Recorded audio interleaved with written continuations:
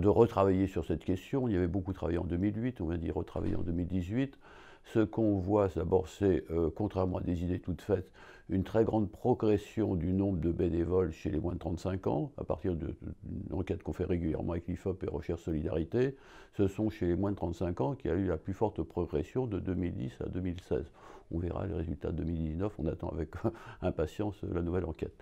Plus de 30% en 6 ans, ce qui est considérable. Bon, déjà en termes quantitatifs, donc ça veut dire que les jeunes sont très engagés, de plus en plus engagés, contrairement à l'idée qu'on se fait, repliés sur eux-mêmes, s'intéressant à rien, etc.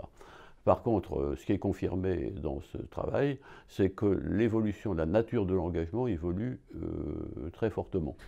D'abord, les jeunes, selon une étude qui a été faite d'ailleurs par l'École pratique des hautes études, ne s'intéressent à rien, entre guillemets, sauf à la solidarité et à la famille. Important.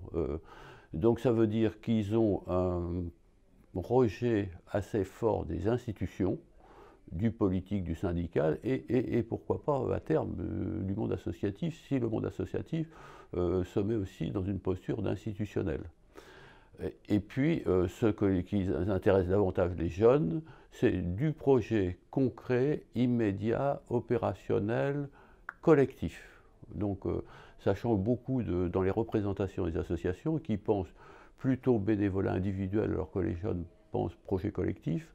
Les associations souhaitent évidemment des bénévoles plutôt permanents alors qu'eux veulent plutôt du bénévolat sur du projet précis. Donc ça bouscule pas mal, y compris les représentations associatives, mais on dit que ce n'est pas aux jeunes de s'adapter, c'est au monde associatif de s'adapter à ces évolutions sociologiques de fond. Voilà.